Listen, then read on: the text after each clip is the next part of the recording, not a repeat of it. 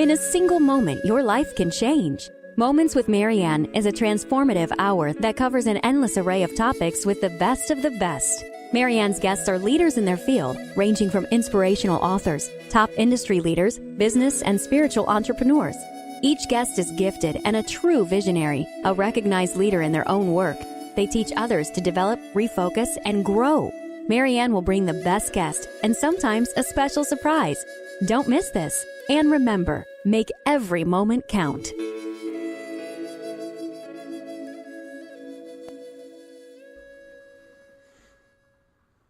Welcome to Moments with Marianne.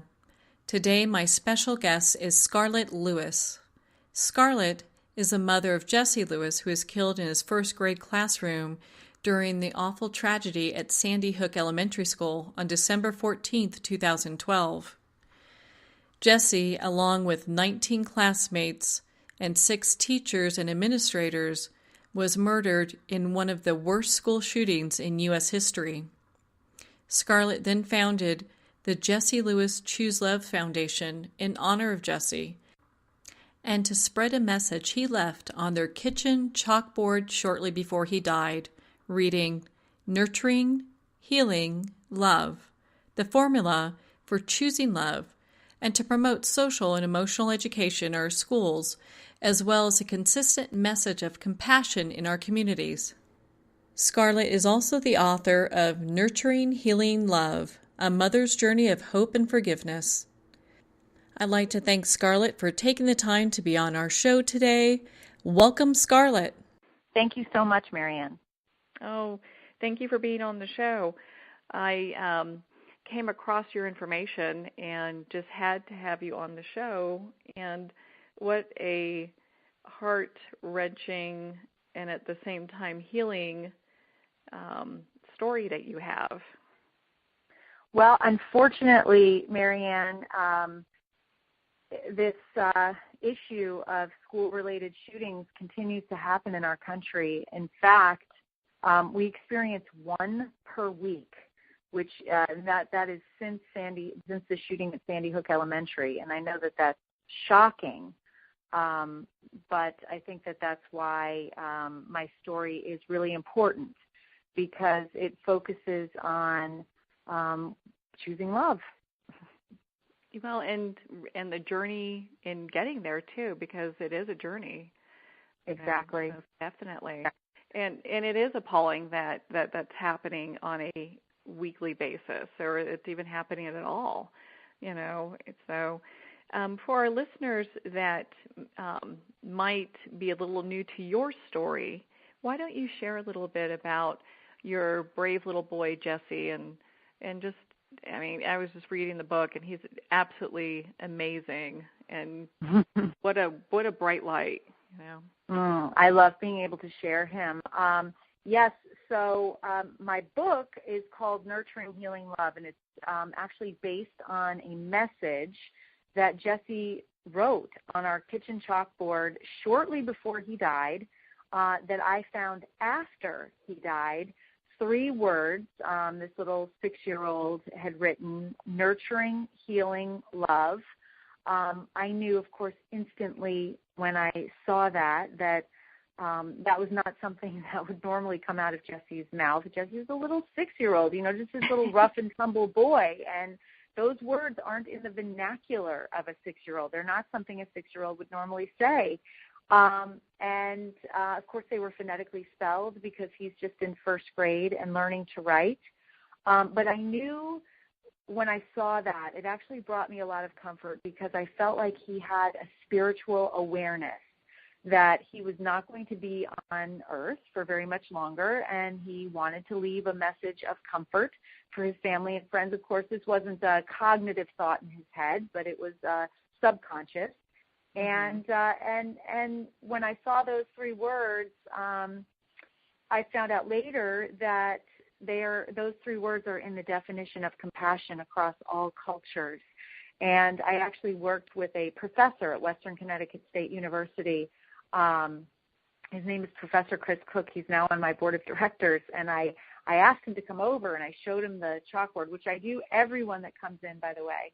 And he went back to his university and did some research and said, actually I knew when I saw that there was more to it. And he said, when I broke down the meaning of each of those words, nurturing means loving kindness and gratitude. Healing literally means forgiveness. And love is compassion in action. When you practice those three character values in that order, you are choosing love, really in any situation, regardless of how desperate. The first thing you have to do is to gain strength is find gratitude for something, and there's always something to be grateful for. Contemplate forgiveness for yourself or others, and then find meaning in your suffering and use it to help other people. And in doing that, you help and heal yourself. And that is actually Jesse's equation that he left on the board. But in addition to that, he was very brave that day. And I remember waiting at the firehouse. The world knew what had happened and that there were multiple casualties. Far before the families that were waiting at the firehouse, we weren't told until the very end of the day.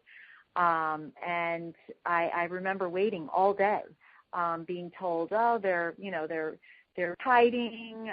The kids are probably have run out into the woods, and we're searching, we're combing the school for them. And I'm thinking, well, yes, I just had this feeling that Jesse, acted very bravely, knowing him, that he had tried to save his teacher, I said, oh, of course, he's probably led a faction of kids out into the woods. It's going to take them hours to find him.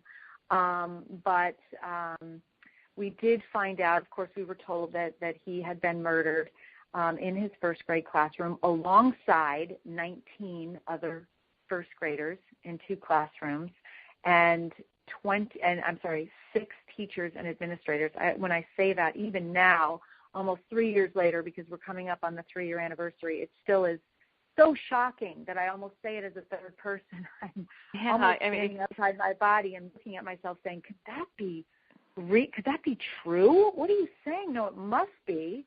But it's so overwhelming. It really is. It's still overwhelming to me that something like that could possibly happen. So anyway, we did find out very shortly afterwards that he was very brave that day and was instrumental in saving 9 of his classmates' lives. And I talk about that courage because, of course, it takes a lot of courage to make the right choices every day, to choose love. So in doing that, to feel grateful when there doesn't seem to be much to be grateful for, to choose to forgive, especially when the person that's hurt you is not sorry and would do it again. And of course, so much that I've learned about forgiveness and the fact that forgiveness is for yourself and not the other person. And then finding a purpose in your suffering and trying to turn a tragic event into something that can make the world a better place. It all takes a lot of courage, and of course we all have that courage that Jesse showed on that day within us. We're all incredibly powerful and courageous people, and I just want to remind everyone of that. Oh, and in your book, I felt that you did an excellent job of showing us just how courageous Jesse was, just in everyday life, before that heinous act took place. And Jesse was a bright light. I mean, he was so energetic. He was literally bouncing off walls. He was constantly. He had this army helmet that my friend had given him, and he would not take it off. So I would peel it off of his sweaty little head in the morning because he would sleep in it, and then he would come home, put it right back on, put on a pair of snow boots that had camo on them, and pick up a water gun or something and start what we call patrolling, walking around the perimeter of our little farm and making sure that we were all safe. That was Jesse, so he was very true to himself to the very end.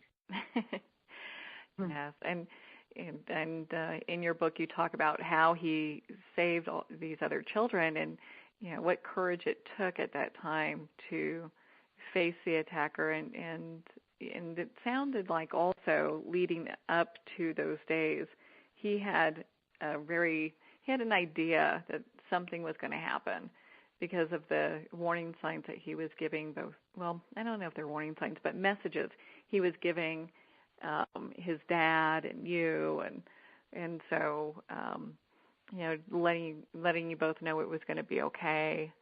I mean, and that's just it was just my incredible. Heart.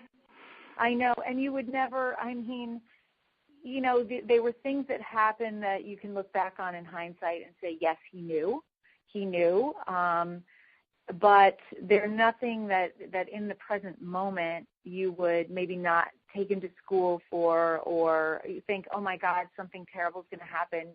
You just wouldn't think that. But definitely in hindsight, you realize there were several occasions where there was just a soulful knowing, and I find a lot of comfort in that. And then, the incredible precognitive drawings that he did, which are probably some of the most powerful precognitive drawings out there. He drew how he was going to die, and this drawing came home in his personal belongings shortly after his death. They, I guess it was the state troopers, they took the schoolwork out of the desks and stacked it chronologically in boxes, and so we got this box with his name on it and his room number, and we opened it at my mom's house, and it just contained all of his work that was at school. And a few days before he died, he had drawn a picture that we call the Angel and the Bad Man, and it was exactly how he died, facing the shooter. And just they're just incredibly. I mean, the angel, which of course is Jesse, is in the shape of a 14. December 14th is when he died. It's in the shape of a bullet. The bad man has this black head that's scribbled, yet there are images in the head that really portray how we all have, the propensity for good and evil within us, and it's just the choices that we make. So incredible, and such an incredible lesson in that drawing, as well as his last painting, which was basically done a month before he died, and it's a three-dimensional door. It's exactly how he died, and then it depicts the journey, and then it depicts where he's going, which is a green door, which is, of course, the color of love.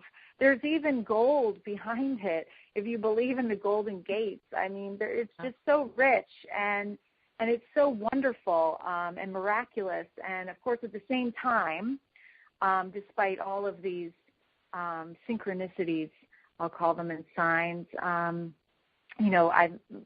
still suffering the loss of my little 6-year-old. Still unbelievable that he could have been murdered in cold blood in his first grade classroom. I just, that's I started the Jesse Lewis Choose Love Foundation. I had to find meaning in my suffering, and I really did that through his chalkboard message of nurturing, healing, love. I knew instinctively that we needed a formula for choosing love, and we needed to teach our kids this. We teach them anti-bullying, two double negatives, and it hasn't gotten any better since we started this effort 20 years ago. We teach them drug education. Statistically, we know that what we teach them doesn't work. We don't have anything else to teach them, so we continue to do this. We teach them sex ed. We teach them suicide prevention. We teach them so much, and yet we don't teach them how to choose love and the fact that it is a choice. And so it just makes sense. And when I saw that message on the kitchen chalkboard, I instinctively knew that the shooter in this case, Adam Lanza, hadn't felt nurturing, healing love, nor had he been able to give that. And, of course, we all have this universal need to love and be loved. It's the need that we need more than food, water, or sex. We die without it. And I just instinctively knew that he had slipped through the cracks. And, come to find out later that he had cried out for help in ways that a child does. It's not, raising your hand in class and saying, excuse me, I'm having thoughts of harming others. Can you make an appointment with a psychiatrist?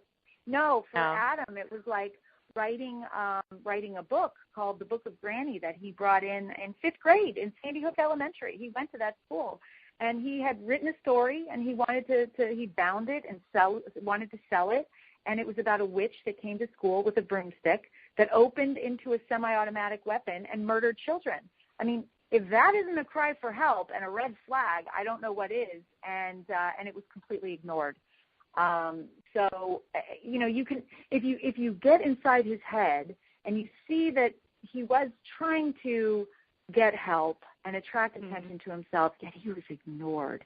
That's the worst thing that we can do to a human being. So you can see this trajectory of anger turning into rage, turning into this thought process, well, if you're not going to pay attention to me, if I don't matter, if you don't care, then you will care when I actually do what I've told you I'm going to do.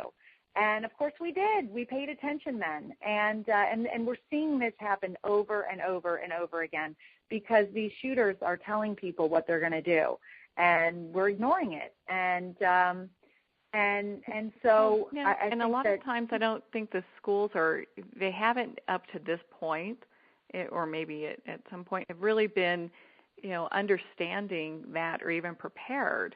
I mean, things are happening more so now where they are, they're looking, they take things a little bit more seriously in some schools. But I wonder. Absolutely. We are being very reactive, and that's a good thing. But I would like for us to be proactive. I would like for us Which is always better. Teach kids how to choose love, because then you're going to bypass the gun issue, which is really a symptom. Anger in our society is really a secondary emotion. The primary emotion is fear. And what's the opposite of fear? It's love. So when you teach kids to choose love, you're actually bypassing all the symptoms that we're seeing in our society now and going to the source. Well, and that's one of the things that I understand the Jessie Lewis Foundation endeavors to teach schools and, basically any group that's looking to have this type of education is a social and emotional learning.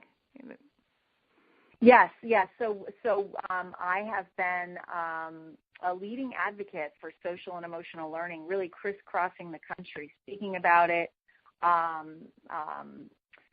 introducing legislation for it last year, or this year actually, and really promoting social emotional learning, which teaches kids personal responsibility, emotional self-regulation. It teaches connection and how to get along with one another. It teaches empathy, and all these things we know we can teach. And really they need to be taught. These kids need to have a consistent message of compassion in their lives. And this is a solution. I mean, up until now, and believe me, I've been looking for someone to come out and provide a solution. And up until now, I've really just seen kind of personal agendas and really ego-based solutions. But I really do feel like, and it is a longer-term solution, but it's also a lasting solution, which is this concept of being able to choose love. And you know what? And you couldn't teach that soon enough. In the schools, in workplaces. I mean, it's something that I know with my generation, this wasn't even really a consideration. The anti-bullying or any of that kind of stuff, people were just like, would say man up or deal with it or, fight your own battles kind of thing. And we really are in this shift where, there's a whole different thought process around that. It's not okay for, people to, act in certain ways. And really having this kind of education, I feel, is going to make a major shift, not only in the school system, but as these young people grow up and become young adults, and how they relate to people in the workplace and in home. Mm-hmm. Yes, absolutely. I mean, we have so many more stressors and distractions, parents and children alike. In fact, there was a recent study that came out that for the first time showed that children reported being more stressed out than their parents. And what are the long-term effects of anxiety and stress? Their incarceration, violence, substance abuse, mental health issues. So it's not really shocking why we're seeing what's going on in our world today. We're seeing terrorism, and why do Americans join these terrorist groups? It's because they don't feel connected in their communities. And so this and social emotional learning fosters a sense of connection, and it teaches tools so that you can self-regulate your emotions and you don't get this kind of low level of anxiety. The average onset age for anxiety for kids in the U.S. is 6 years old. I mean, the statistics, I mean, you can look it up online. It sounds, I usually when I speak have this study that's printed out because I say I know some of the statistics I throw out there are like totally unbelievable, but I invite you to come up and look at the studies and you know, we have an issue, but we do have a solution. And I know that it is going to be implemented everywhere. I mean, there's been over 30 years of research, scientific research on social emotional learning that proves that it reduces mental health issues, it reduces substance abuse, it reduces incarceration, it reduces anxiety, it increases academic performance, it increases graduation rates, and now they even have long-term studies that show that divorce rates are lessened, and there's more personal success later in life, and kids are just happier when they have this base of training. So, I mean, there is absolutely no evidence against it. It's all for it, and I know that we're going to have to do it, but it's just not soon enough for me. I want it to happen now because I don't want. I hear you. Else to have to suffer the way that I have. Every single act of gun violence that we see is preventable. And everyone is just absolutely heartbreaking, and you know, and there's heartbreak on many different levels. You know, just with what happens with the victims and. You know, and I think there takes a great level of awareness to also think about the perpetrator of these is what's causing them to do these types of crimes. And that's one of the things in your book, you know, is really inspired by. But what inspired you to forgive?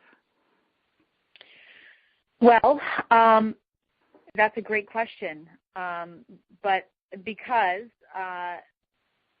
when I was taking a step back when all this happened, and I was kind of out of the corner of my eye watching all this gun control stuff happening on TV, and I was thinking, but what's the real cause of what made Adam want to pick up a gun and murder like this and do I mean, he wasn't born a mass murderer. He was born a perfect child of God. So how did he get from there to here? And I felt like he'd been cultivated into what he became. I felt like he had slipped through the cracks of society, and he had to have been in a tremendous amount of pain for a very long time to bring him to that point. And I really actually found that was the truth when I did just a small amount of research into his background, and I realized I actually felt compassion for him. And I do what I do today as much for Jesse and honoring Jesse's life as I do for Adam Lanza and the Adam Lanzas that are still out there that haven't perpetrated their crime. There are a lot of people in a tremendous amount of pain with an incredible amount of anger, and they feel disconnected. They don't feel loved, and so I just. You know, I also say I take my part of the responsibility for what happened on 12/14 and for what's happening in the world. I'm a citizen. I'm a part of this, and I haven't always made compassionate choices, but I'm making them now, and I am doing everything in my power to be a part of the solution and to right all the wrongs that are going on out there. Well, and it could be simple steps as like how we treat people we come in contact with, just on an everyday basis. You know, there are things that we can start to do today. I got up at Jesse's funeral and I said, everybody's asking, what can I do? And I said, there is something you can do. You can think about what you think about and consciously change one angry thought per day into a loving thought. Feel the anger and then release it and change it into something that's positive. And by doing that, you'll positively impact yourself, those around you, and through the ripple effect, you will make this a better world. I mean, that is something that everyone can do today. They can take responsibility for their own lives, and they can choose love in their own lives. And trust me, that will definitely make a difference. We'll be right back after a quick break here. Stay tuned for the second part of this discussion with Scarlett Lewis. We'll be right back.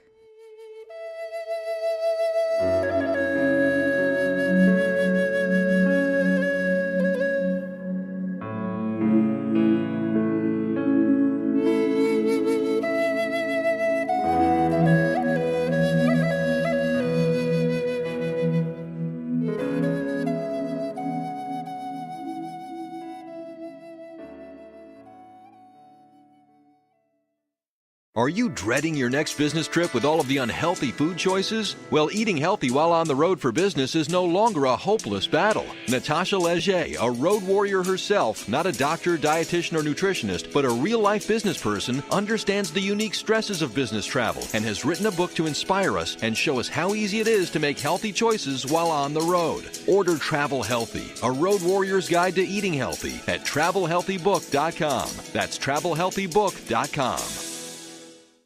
Ben Wexler is a gifted leadership development and strategy consultant for professionals who want to transform their organizations and careers. Through a uniquely personalized set of processes, participants discover their unique knowledge, how to leverage that knowledge and experience, and then put it all together with a global strategy. You're more valuable, your organization is more valuable, and the change is viral. Contact Ben at 630-881-1074. 630-881-1074. In 2012, after returning home from Iraq and Afghanistan, Sean Gobin hiked over 2,000 miles of the Appalachian Trail. Recognizing the therapeutic effects of long-distance hiking, Sean founded Warrior Expeditions, a veteran nonprofit therapy program that supports veterans transitioning from their military service by hiking America's national scenic trails. Equipment and supplies are provided, as well as assistance with job placement. For more info or to help support these veterans, visit warriorexpeditions.org. Are you stuck in your creative process and hitting a roadblock at every turn? Book an appointment with creativity coach Katie Fowler to turn your art and life around. Katie is an award-winning artist, highly sought-after creativity coach, speaker, TV personality, and best-selling author of An Artist's Journey Through Wonderland. Katie guides people in connecting with themselves, with others, and with their own passions. Go to katiefowler.net now to begin your journey through your creative wonderland.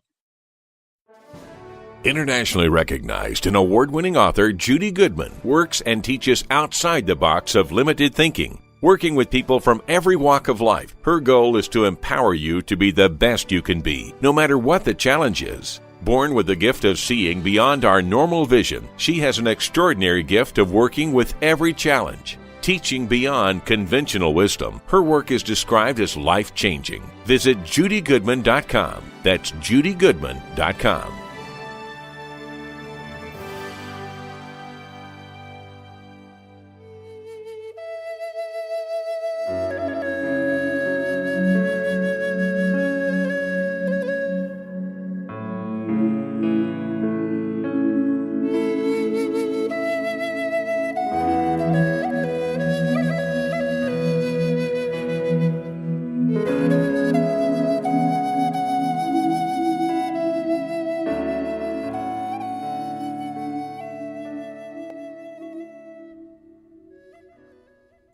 Welcome back. We've been speaking with Scarlett Lewis, mother of Jesse Lewis, who was killed in his first grade classroom during the horrible tragedy at Sandy Hook Elementary School. In your book, one of the things I was, and one of the things I was really touched by, all politics aside, is how President Obama came and met with you as a father and talked with you and just really spent time with you and your family and with the other families as well. But just as, someone being there with compassion and support. And I was, my family is not political at all, and we did go. Obama met with each family before he made his national speech at the high school in Newtown 3 days after the shooting, and I really had no expectations for that meeting. We were the last family that he met, and you can imagine. I mean, they were big family groups. There was so much emotion and anger, and I just felt like, he was going to be washed out by the time he got to us. And I remember him walking over to our family group. We were in a circle, and the first thing he said was, where's the mom? And I walked up, and I had a picture of Jesse on my phone, and I said, this is here's a picture of my son, Jesse. And I said, I want you to know that he was very brave that day, and he was, he was instrumental in saving some of his friends' lives. And so I'm holding the phone out, and he's standing shoulder to shoulder with me. And he said, and I figured he'd be hurried. He looked at it for a long time, and he said, can I see the picture closer? And he took the phone out of my hand, and he really studied it. And he said, he turned to me and he said, I can tell by looking at this beautiful little boy that you weren't surprised at all by his actions. And that was such a present moment statement, because really I hadn't been surprised. I had already known that he had acted bravely, and it was just so aware and compassionate. I was really appreciative, and he spent a lot of time with Jesse's older brother, my son, JT, who was 12 years old at the time, trying to make him feel good, posing for pictures, as many pictures as we wanted, and different kind of groups, and posed with the first responders that were with us. And I just really had a really nice feeling from that meeting. He was not a politician then. And he was able to, despite the fact that he'd just been, oh, my God, I can't even imagine meeting with all those families during that time. And then having to go out and make a speech to the nation about one of the worst mass shootings the U.S. had ever known. But being able in that moment to be so present, I was really impressed. I was very moved by that chapter, that section in your book. And your book, it's heart-wrenching, nurturing, healing love. It's heart-wrenching. It's, I cried through most of it, but at the That's not end, a good advertisement. But it's okay, because at the end, it was just, it's really a story of love, at the end, how it comes together. It is. And, It's a story of my first 6 months of my journey and how I, was able to take this terrible tragedy and turn it into something that is making the world a better place. Oh, for sure. For sure. And the Jesse Lewis Foundation, we can't talk enough about that. We'll get back to that in a minute, but just how just the ending and the messages that you're still getting from Jesse, how these you're asking for messages and, writing appears in the sky, Jesse and Jesus. How in the world does that stuff show up except for, for the unexplained at some point, It's I have these stories and I tell them and they're so unbelievable. And I know that probably no one would believe it, except that I've been blessed to have pictures of everything. So I tell the story and I say, I know it's unbelievable, but I have a picture of it. Incredible. Here's the picture. Yeah. Right. Just Jesus together forever, written in the sky, after a prayer that I had said in an airport bathroom, asking, that Jesse, if he was lingering to see if JT and I were going to be okay, that he'd go be with Jesus. And I walk out the door, and that's written in the sky. I mean, it's so unbelievable. I just feel so blessed, of course undeserving, but blessed of these signs. And I hope that, everyone can take comfort from them. Well, and I think, more and more people are looking at signs, from the other side when we have loved ones that have passed. I had a loved one that passed the middle part this last year. And, basically, it's kind of like how you were having the same thing with Jesse in some degree. But, the lights in, one part of the house would flicker all the time. That never happened before, I guess it was my father's passing. And so it showed up for a while, and it's like, okay, I got it, you're here, and everything's okay. And then it stopped, which was it was fine because I got what I needed. Yes, exactly. That's what they're there for. And we often get signs when we're in Jesse Lewis Choose Love Foundation meetings. It's incredible. We'll be talking about an initiative. Actually, I was practicing a talk for teachers or something, and the lights in the room blinked on and off, and they hadn't before, they didn't after, and everybody laughed and said, Jesse likes it. You got the stamp of approval there, Right. Well, and that really does, at least it did for me, and it sounds like it does for you as well, is help us through our grief getting this information, because we want to know that our loved ones are okay, and it's also having that faith and knowing that, that they are, that things are just fine, but getting those signs really kind of, it's the icing on the cake in some ways, Exactly. It really is. It really is a blessing, and for me, I have a tremendous amount of faith, but I just feel even more blessed to have. For me, it's like concrete evidence that life continues. They're still here with us. They're in an even more powerful place, leading and guiding us in our continued mission. Because if we're here, there's something that we've got to do, and we have a purpose, and it's important. And I think we need to keep our eye on the prize. Yeah, well, and I really feel, from reading your book and learning about the foundation, that you are living your purpose. You really are. I mean, it's what a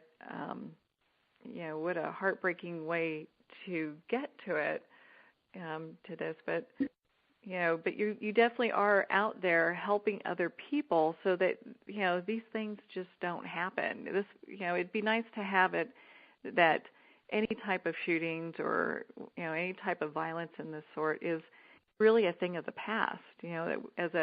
As humanity, as we move past these kind of reactions and actions, Well, I think planting this seed, which is also something we want to do with our enrichment program. We've all heard of post-traumatic stress disorder, right? When I give talks, I ask the audience, who all has heard of that? Everyone raises their hand. And I say, who all has heard of post-traumatic growth? No one raises their hand. And I say, that's funny, because 3% of the population experiences post-traumatic stress disorder, yet 70% of the population, after a traumatic event, experiences post-traumatic growth. Post-traumatic growth is when we find the strength that we never knew we had. It's when, after you suffer so greatly, you have this incredible perspective of what's really important. It's when you find your purpose in life, like I did, and it's when your life is filled with more meaning. I mean, I feel like the edges in my life are a lot sharper, the colors are deeper, and it's a blessing, by the way. However, it's never out of my mind that the only reason that I found this purpose is because my 6-year-old son was brutally murdered. And so that's a difficult dichotomy to live with, for sure. But I do hold on to the fact that I believe that there is a reason and a purpose for everything, and it serves us. And you know, I'm grateful for my mission, for sure, because I'm able to honor Jesse and at the same time find meaning in my suffering and use it to help other people. And probably the greatest lesson that I've learned throughout my experience is that we really are just here to help one another. There's a great quote, we're here to walk each other home. And I really believe that, and I think that it's an important thing to be aware of, that when we do that, when we reach out to someone, when we practice the true meaning of compassion, because compassion today is taught as empathy, and they're not the same thing. Empathy is the first part of compassion. It's when you feel another person's pain, and that's actually painful. It lights up the same receptors in the brain as actual pain, and sometimes that keeps us from moving to the second, even more important step, which is the action component of compassion. It's when you actively do something to help ease that pain, and that's the miraculous component of compassion. That's when all the love and effort that you give out comes back to you. That's when the healing that you give out comes back to you, and the healer becomes the healed. And I think that's such an important lesson, and it's certainly something that I learned from the world on December 14th, and I've experienced myself since then by being in service. I think once you lose a child, it's such a devastating, life-altering loss that you will forever grieve. You can only then live your life in service, and you come to that realization. And, of course, that realization is a blessing because of the benefits that you yourself get from it as well. But at the same time, you know, there's that huge dichotomy, of course, because it doesn't, you know, I still cry every day. I'm still grieving terribly, sure. Especially the days leading up to this 3-year anniversary. It's incredibly painful. And but you know, you work through the pain and you find meaning by helping others, and that's what I'm doing with the Jesse Lewis Choose Love Foundation. Well, and I think also in talking about your story, and also how you've been able to get to a point where you have found purpose through all of this this horribleness. And you've made such positive impact in other people's lives. I mean, what a difference that is. I know last time you and I talked, I had shared with you that I've, met a lot of people that stay stuck in that process because they just aren't able to get beyond, and I probably beyond's not really a good word for this, but just, be able to walk through their grief to see any light, They just don't see a light at the end of the tunnel, through their grief. And I've known people who have been grieving 30 years, and it is really just kind of taken control of their life in a way that their loved ones would probably never want them to live. So it's I just find your foundation absolutely empowering for people that that need to learn or maybe need more information on how to move forward and how to choose love. What does that look like? When you've gone through something so traumatic, what would that look like to me? How would I be able to move? And what resources, I know you have resources on your website, what resources are available to me so I can look at those and gain an understanding how to move through all that. Right. Well, we had an incredible experience right after Jesse died. We had orphan genocide survivors from Rwanda. And for those who don't know, in 1994, Rwanda experienced a horrific genocide where it was an ethnic cleansing where over 1 million Tutsis were murdered by their neighboring Hutus within 100 days. It was just a terrible travesty. And so 20 years later, so these young adults heard about what happened and wanted to reach out to one of the siblings and express their condolences and share their story. So they reached out to JT. Now, JT was 12 years old at the time. And by the way, we were really, I mean, I'm a single mom, and we were here at our little farmhouse alone. And this was a month after the shooting. And, you know, I called the school. I said, I need help. And they said, I don't think you understand. We're all traumatized here. So, you know, I said, well, you're not calling for attendance. And I can't get JT to go to school. And frankly, I don't really want him to go to school because I sent one of my kids and he didn't come home. And I'm afraid to send the other one. I don't know what to do. And JT had a lot of anger issues. He punched a hole in his wall, which he doesn't like me telling people. But we had, so we're kind of here just really not doing that well. And this group of orphan genocide survivors reached out to us via live Skype, so we were able to see their faces. They had an interpreter because they don't speak English. And they said, JT, we heard what happened to your little brother, and we're so, so sorry. We heard all the way over here in Rwanda, and we wanted to reach out to you to let you know that you're going to be okay and you're going to feel joy again. And I remember standing behind him going, oh, my God, okay, so these people have legitimacy in my eyes. They've been through something worse than we have. And they're telling us we're going to be okay, so I believe them. I mean, up until then had been other people coming through. They had never lost a child, and they were just, you know, assigned by the state, which was really nice. But, you know, and they were saying, well, you know, it's a process, and, you know, within a couple years, it's not going to feel so bad and all this. And I'm thinking, how do you know? You've never had a child murdered in their first grade classroom. But here were people that really had a lot of legitimacy. So they started sharing their stories. And this girl had been 8 years old when her neighbors had broke through her hut with machetes, murdered her entire family in front of her. And she's telling us this live. They took her by the hair, split her throat, buried her in a shallow grave amongst her body, the bodies of her family members. She had to stay there, hide for several days because they had lists and they were required to make sure everyone was dead. She dug her way out, found her way into an orphanage, and she starts telling us exactly how she chose love. You know, to answer your question, she started feeling this profound sense of gratitude for the little amount of food that she was getting, for the walls that were providing protection, for the human compassion she was receiving. And then once she had this gratitude in her heart, she came upon the realization that she had to forgive those people that had murdered, that she'd known all her life, by the way, that had murdered her family.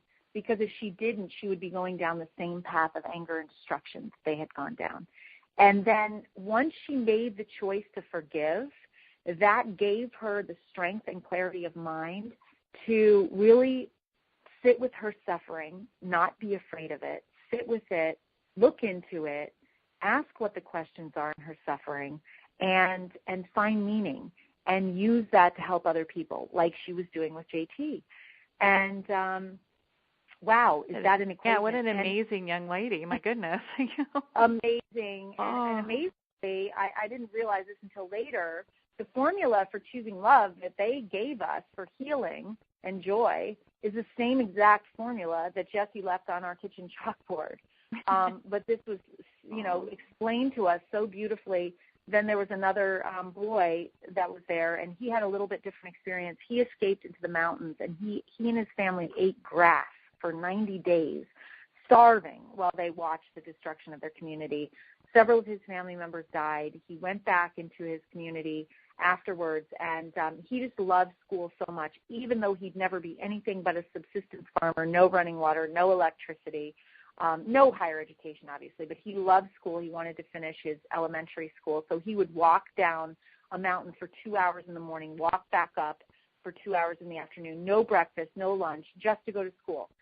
So JT and I experienced that. We go back into the living room that evening. We're sitting in our respective chairs, and we start talking about gratitude, and we start making a list of all the things that we had to be grateful for. I mean, we weren't really consciously aware of gratitude until that point. And I would have told you, I don't think there's anything to be grateful for except that those orphan genocide survivors found something to be grateful for in an orphanage. So we made a list, and there were a lot of things on our list. We had neighbors bringing warm meals to our door every night. We have this farm with aminals. Jesse calls them aminals. We have friends and family that just surrounded us, and we had each other. And so then we both made a conscious decision to forgive Adam Lanza. I mean, that process had already begun for me by feeling compassion for him, and understanding that he's a human being as well in pain. He's actually another victim of this whole tragedy, as well as his mother, because he shot his mother in the face 4 times before he went to the elementary school. So we started. We consciously made the decision to forgive, and of course, it starts with a choice. And it doesn't mean that's the end all be all, because forgiveness for us in this situation is going to be a lifetime journey, and I've accepted and understand that we might have to forgive every day, several times a day, because it's not that I don't fall back into anger when I hear details, or when it's Jesse's birthday, or the upcoming 3rd year anniversary, or Christmas. I should be buying Christmas presents for Jesse, and I should be putting a tree up, but I can't put a tree up because it's too painful. And so JT is sad because he doesn't get a tree. I mean, all these lasting effects, they make me angry, but I know I have to take a deep breath and forgive again. Otherwise, I am just another victim of Adam Lanza, and so is JT. We're another victim and we're alive, so we choose to give our personal power to this deranged kid who is dead, and I refuse to do that. I refuse to be a victim. I made a choice very soon after Jesse's death that I was still alive, JT was still alive, and we were going to live our lives, and we were going to live, well. We were going to live well. And what did that look like? I wasn't quite sure, but I was determined to do it. And these orphan genocide survivors really gave us this roadmap. So then we made the choice to forgive, understanding that it's a process and that we would have to continue doing that. And then I saw JT writing in a journal. And I said, "What are you writing?" Because he never writes in a journal. And he said, and this is a quote, and I'll never forget it, and I love it, "Those kids reached out to me in love, and I'm going to reach back out to them, and I'm going to start raising money to send one of them to university." Because, of course, they were orphans, so now they live in these family units made up of orphans, and they're large, and they all have, they contribute a couple $100 a year as salary, and the family unit needs that to survive. So not only can they, of course, not pay for university, but they can't not make money to support their family unit. So JT found out all of this, went back to school the next day, by the way, by himself, and started an organization called NewtownHelpsRwanda.org. And he was able to Skype back to that same group a couple of months later and announced that he had raised enough money to send one of the orphan genocide survivors to university for a year and an additional amount to help her family. And then he made a commitment to raise the other 3 years, which he has since done. And that is one of the most powerful examples of compassion in action I've ever seen, because in doing that, in spending time and effort in helping someone else, even in the midst of his tremendous pain and suffering, he, while healing others, while providing for others, he was healing and providing for himself. And he's doing better now than he was before the shooting. And it's all because of his compassionate heart and his love for other people and his service. And for me, it's an incredible lesson, and I think that it can be for other people as well. And that's how we did it. You asked how we did it. I mean, that's Jesse's message of choosing love. That's what the orphan genocide survivors led us through. That's how they got through this horrific genocide, by choosing love, by feeling gratitude, by having the courage to feel gratitude, by making the choice to forgive, and then understanding it's a process and accepting that, and by finding meaning in their suffering and using it to help other people. That's the formula for healing and joy and choosing love. And if we can do it in this situation, if the orphan genocide survivors from Rwanda could do it after seeing their entire families murdered, then I think I'm not, I've never had an audience member tell me that there was a situation where that formula doesn't work. In fact, I've been in prisons and I've given the formula to convicted felons, murderers, drug addicts, gang members, and they too jump on once they realized how to choose love. I mean, I think innately the vast majority of us want to do that. We don't want to be angry and vengeful, although anger and vengefulness, that tricks us. It gives us a nice rush of adrenaline, and it tricks us into this sense of false control. But it's very short-lived. When you choose love, you also get that rush but it's oxytocin and dopamine, these runner's high chemicals in our body. So it not only feels good physically, but it has a very lasting effect because you're choosing love. And you're not only helping yourself, but you're helping other people. Well, do you know what an amazing book, and and the foundation and Newtown Helps Rwanda, that's amazing as well.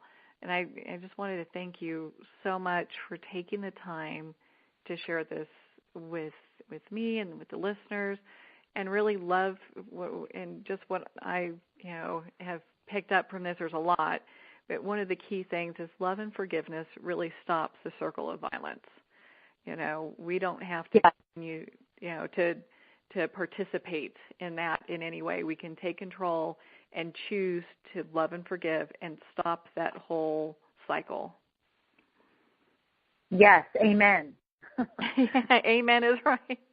Well, yes. Thank you so much, Scarlett, for your time today. I am so grateful that you took the time to talk with us, especially, with the anniversary coming up. I encourage all of our listeners to purchase Nurturing Healing Love. It's available on Amazon by Scarlett Lewis, and also to visit Newtown Helps Rwanda and help donate there as well with any donations there, and also get involved in Jessie Lewis, Choose Love Foundation, and see what you can do in your own town, your own community, to make a difference in not just your lives, but in the lives of the people that you touch. So, again, thank you so much, Scarlett. I'm so grateful to have had you on the show today. Thanks so much, Marianne. Oh, definitely. And to all of our listeners, make every moment count.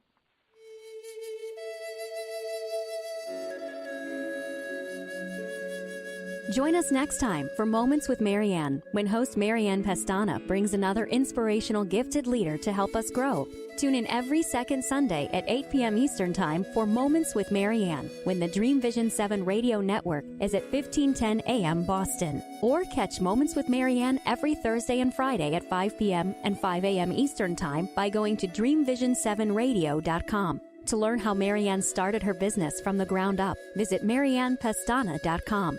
Don't miss this, and remember, make every moment count.